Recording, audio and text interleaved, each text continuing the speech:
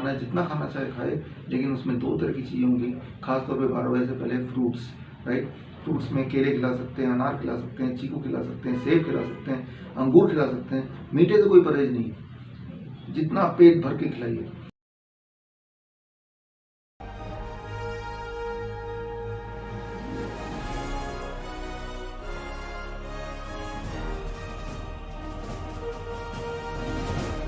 Friends, मैं सिद्धांत राजपूत और आप देख रहे हैं ग्लोबी न्यूज़। और आज हमारे साथ हैं डॉक्टर विष्णु रॉय चौधरी, जिनसे हम चर्चा करेंगे डायबिटीज़ टाइप 1 के बारे में। तो सर, बहुत बहुत स्वागत है आपका हमारे चैनल पर। Thank you. तो सर, मैं ये सवाल पूछूंगा आपसे कि डायबिटीज़ क्या होती है, डायबिटीज़ टाइप 1 क्या होती है और क्यों होती है, सॉल्यूशन क्या है सर इसका। तो सर, इसका आप डिटेल में समझाएं थोड़ा। देखिए, ये क्या होती है और क्या सोल्यूशन है। क्या होता है diabetes type 1? It is autoimmune disease. Autoimmune disease का मतलब ये छोटे बच्चों में होता है। ऑटोइम्यून मतलब हमारी जो इम्यूनिटी है वो हमारे खुद के सेल्स को ही, खास तौर पे पेनक्रियाटिक सेल, बीटा सेल को मारना शुरू कर देते हैं अपना दुश्मन समझ के। और जब बॉडी के सेल्स मरते हैं तो नए सेल भी आते हैं, लेकिन नए सेल आते हैं लेकिन ऑटोइम्यूनिटी की वजह से वो फिर बॉडी ही उसको मारता रहता है। तो इस तरह से और दिस कॉल्ड ऑटोइम्यून डिजीज। और अगर पेनक्रियाटिक सेल, बीटा सेल मर जाएंगे तो वही इंस्ट्रूमेंटल होता है इंसुलिन बनाने के, तो बॉडी में इंसुलिन कम बनेगा। इंसुलिन कम बनेगा तो ब्लड शुगर को मैनेज करने में, ब्लड के अंदर जो शुगर है वो ग्लूकोज जो है वो बॉडी के सेल्स तक पहुंचाने का जो चाबी है वो है इंसुलिन। तो चाबी कम है तो ब्लड में ही शुगर रह जाएगा, जिसे हम बोलते हैं हाई ब्लड शुगर, राइट। तो ये ऑटोइम्यून डिजीज है, बच्चों में होता है ज़्यादातर, जो टीका की वजह से होता है, स्टेरॉइड्स की वजह से होता है, दवाइयों की वजह से होता है अक्सर, या फिर जो गाय का दूध होता है वो कई सारे बच्चों को सूट नहीं करता, वो एलर्जिक रिएक्शन पैदा कर देता है, एनाफिलेक्टिक रिएक्शन पैदा कर देता है, उससे कुछ बच्चों में ये ऑटोइम्यून डिजीज होता है। तो यानी कि जिन बच्चों में ये पाया जाता है डिजीज, यानी कि उनका ब्लड शुगर बहुत हाई रहने लगेगा, 400, 500, 600, या बार बार वो पेशाब करने जाएंगे, इससे आपको आइडिया हो जाएगा इतनी बार पेशाब कर रहे हैं, बार बार बहुत प्यास भी लगेगी, साथ साथ कमज़ोर हो जाएंगे, थकने लगेंगे। तो या फिर वो जब पेशाब करेंगे तो वहाँ पे वो यूरिन जहाँ पे है, कुछ देर के अंदर, कुछ मिनट के अंदर बहुत सारे चींटियाँ इकट्ठी होने लगेंगी, यानी कि पेशाब में ज़्यादा मात्रा में शुगर रिलीज हो रहा है बॉडी, क्योंकि ब्लड में शुगर है वो बॉडी यूज़ नहीं कर पा रहा, तो फिर पेशाब के रास्ते से बाहर निकालने की कोशिश करती है बॉडी। तो ये सारे इंडिकेशन है जिससे ये पता चलता है कि भाई बच्चे को दिक्कत है, बच्चे के बॉडी में शुगर का लेवल, ब्लड में जो शुगर का लेवल है जितना होना चाहिए उससे थोड़ा हाई है। तो दैट इज़ व्हाट इज़, अभी मैंने बताया कि ये क्या है और ये मैकेनिज्म क्या है और ये किन किन कारणों से होता है। अब जो आपने साथ में पूछा कि क्या सोल्यूशन क्या है, सोल्यूशन बड़ा सिंपल है। पेरेंट्स ध्यान से सुनिए, जैसे ही आपको ये सारे सिम्टम दिखे अपने बच्चे में, जिन सिम्टम की मैंने आपको बात की, तो यानी कि बॉडी में ऑटोइम्यून रिएक्शन है, उस रिएक्शन को स्विच ऑफ करना है। स्विच ऑफ कर देंगे तो जब नया बीटा सेल बनेगा तो ऑटोइम्यून रिएक्शन स्विच ऑफ है तो दोबारा शुगर नॉर्मल हो जाएगा, राइट। तो स्विच ऑफ करने के लिए जिन चीज़ों को मैंने बोला जिसके कारण से होता है उन चीज़ों को इमीडिएटली छोड़ना है। डेयरी प्रोडक्ट पूरी तरह छोड़ना है। दूसरा, आगे से कोई टीका या कोई स्टेरॉइड वगैरह नहीं देना बच्चे को। बुखार कम करने की दवाइयाँ नहीं देनी बच्चे को। तो ये तो लॉन्ग टर्म में आपको देखना है, इन सारी चीज़ों को आगे इस्तेमाल नहीं करना बिल्कुल ही। और इमीडिएटली क्या करना है, उसी वक्त बच्चे के शुगर को कम करने के लिए बच्चे के डाइट को पूरी तरह चेंज कर देना, बिल्कुल चेंज कर देना, खासतौर पर पहले 3 से 4 दिन के लिए, जब तक बच्चे का ब्लड शुगर करीब 250 mg/dL से नीचे ना आ जाए कंसिस्टेंटली।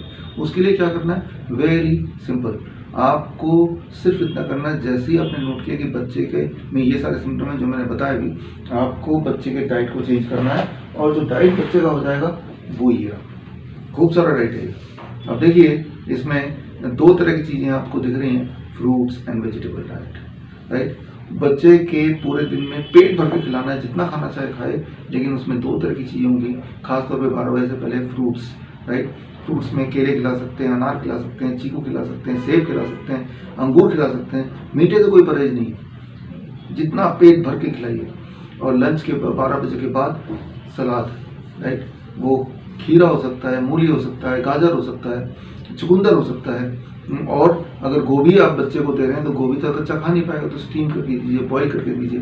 तो यानी कि जो लंच होगा वो steamed, boil and raw vegetable का कॉम्बिनेशन होगा, बड़ा बाउल होगा, बच्चा चबा चबा के खाएगा, चबा चबा खाएगा।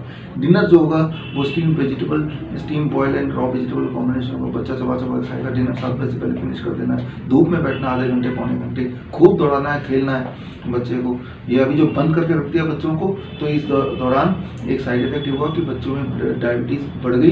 बंद करने से, धूप ना मिलने से, खेलने कूदना को बंद करने से, टीवी से जुड़े रहने से, फास्ट फूड ज़्यादा खाने से।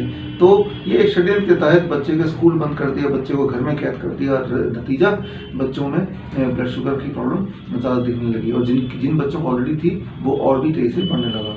तो जैसे ही आप देखेंगे कि बच्चे में सारे सिम्टम हैं, इमीडिएटली आपको बच्चे को ये देना है, मटर जैसे मटर स्टीम करके दे दिया, उबाल के दे दिया, पेट भर के इन्हीं में से कुछ खाना है, यही सारा खाना है। या फिर इन्हीं के स्मूदी बना के दे सकते हैं, सूप बना के दे सकते हैं। क्या नहीं देना, कुक्ड फूड बन, रोटी बन, चावल बन, कुक्ड वेजिटेबल, कुक्ड दाल, सब बन। कब तक? 3-4 दिन तक। 4 दिन के अंदर आप देखेंगे जादू की तरफ आपका जो बच्चे का ब्लड शुगर नॉर्मल आने लगेगा, 250 mg पर डेसीलीटर। तो एक दिन और से 200 से नीचे जब आने लगे तो अब 70% आप ये डाइट दीजिए, 30% में कुक फूड ऐड कर दीजिए। कुक फूड में रोटी, और कुक फूड में दलिया और पुलाव, वो सब ऐड कर सकते हैं, डोसा। लेकिन ये जो पुलाव और डोसा बनाएंगे तो वो गेहूं का नहीं होना चाहिए, चावल का नहीं होना चाहिए, वो मिलेट्स का होना चाहिए। मिलेट्स में भी kodo millets, foxtail millets, little millets, barnyard millets, इनमें से ये नाम आप मिल जाएंगे ये वाले मिलेट्स। तो जो कि बच्चे के भोजन का 30% है। नट्स, पीनट्स, आलमंड, कैशनट्स मुट्ठी भर रोज खाए, स्प्राउट्स मुट्ठी भर रोज खाए, कोकोनट के पीसेस खाए, खजूर खाए, राइट। और रिफाइंड एंड पैक चीज़ें बिल्कुल कम कर दें। तो बच्चे का वहीं पे रिवर्सल हो जाएगा, बच्चा ठीक हो जाएगा। और जो बच्चे ऑलरेडी इंसुलिन ले रहे हैं वो बच्चों को भी यही करना जो मैंने बताया। तो धीरे धीरे मैंने देखा है 40 to 60% बच्चों की इंसुलिन छूट जाती है हमेशा के लिए, राइट। तो अगर ऐसे बच्चों के बारे में आपको जानना है जिनकी इंसुलिन छूट गई है, ऐसे केस स्टडी मेडिकल जर्नल्स में अगर आपको देखना है, तो हमारे बहुत सारे बच्चे हैं जो एक टाइम पे इंसुलिन पे थे लेकिन आज इंसुलिन पे नहीं है। उनमें से कुछ बच्चों की कहानियाँ, केस स्टडीज़ आपको इस किताब में मिल जाएगी। ये किताब आप फ्रीली डाउनलोड कर सकते हैं, vishwarup.com/ebooks में जाएंगे तो मेरी ये किताब मिल जाएगी और पढ़िए। और ऐसा कोई बच्चा आपको मिले या पेरेंट्स जिनके बच्चे इंसुलिन ले रहे हैं, तो ये जो वीडियो है, ये वीडियो में जो बात बताई है वो बच्चे तक पहुँचाएंगे तो आप एक ज़िंदगी बचा रहे हैं। याद रखिए, जो इंसुलिन पे बच्चा निर्भर हो जाता है, it is almost like handicapped हो जाना। जिस तरह से बैसाखी से चलते हैं लोग, वैसे ही वो इंसुलिन इज ए बैसाखी, और बात ही खत्म नहीं होती। ऐसे बच्चों को महीने में एक आध बार मेडिकल इमरजेंसी हो जाता है, और एज ए साइड इफेक्ट आने वाले दिनों में किडनी फेलियर हो जाता है। और यानी कि बच्चे को जानबूझ के आप धकेल रहे हैं एक ऐसी जिंदगी की तरफ जहाँ सिर्फ और सिर्फ दुख है, जबकि वो बच्चा किसी भी स्टेज पे या एटलीस्ट पहले 2 साल इंसुलिन लेते वक्त, 1 साल या 2 साल, तब तक तो पूरा ठीक हो ही सकता है। और उसके बाद भी पूरा नहीं तो 70-80% तक डिपेंडेंसी ऑन इंसुलिन उसकी खत्म हो सकती है। आपको अगर अभी यकीन नहीं आ रहा, सारे उदाहरण एविडेंसेस में दिए हुए हैं, और फिर भी यकीन नहीं आ रहा, फिर भी एक बार करके देखेंगे, 3-4 दिन में आपको नतीजा दिख जाएगा। नतीजा दिख जाए तो आप मेरी बात मानते हुए आगे बढ़िए इसी दिशा में। तो या फिर आप एक काम और कर सकते हैं, DIP डाइट जिसे हम बोलते हैं, ग्लोबी न्यूज़ में, बहुत सारे और चैनल्स में DIP डाइट आप सर्च करें मिल जाएगा। ऐसे बच्चों को DIP डाइट पर रख दीजिए, तो बच्चे टाइप 1 अगर से बच सकते हैं। अगर हो भी गया तो रिवर्स हो सकता है। हालांकि किसी भी डॉक्टर से पूछेंगे, खासतौर पर एलोपैथिक डॉक्टर बोलेगा कभी रिवर्स नहीं होता। अगर वो बोल रहे हैं कभी रिवर्स नहीं होता, उनको ये किताब दिखाइए। इनमें जितने बच्चे हैं वो बच्चे इसी भारत देश के अलग अलग शहरों के हैं, उनसे मिलना हो तो मिलना पॉसिबल है, राइट। वो अभी भी जिंदा हैं और काफ़ी हेल्दी है। तो यानी कि सबूत आपकी आंखों के सामने है।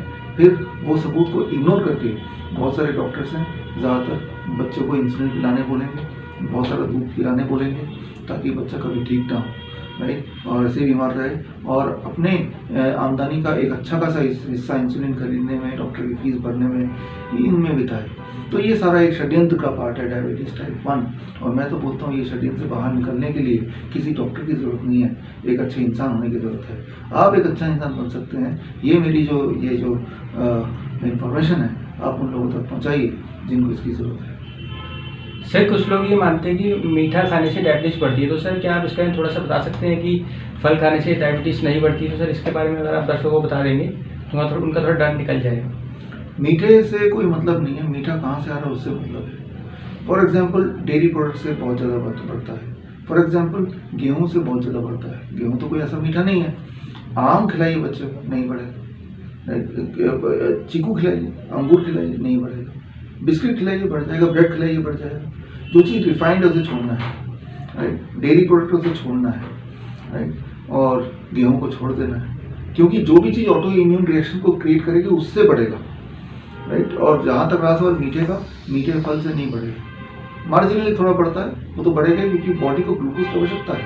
ग्लूकोज जीरो नहीं कर सकते, क्योंकि आपका जो प्राइमरी सोर्स ऑफ एनर्जी है, जिसकी वजह से आप अभी ये वीडियो सुन पा रहे हैं, मैं आपको आपसे बात कर पा रहा हूँ, दैट एनर्जी इज ग्लूकोज। तो ग्लूकोज का बेस्ट सोर्स है फ्रूट्स।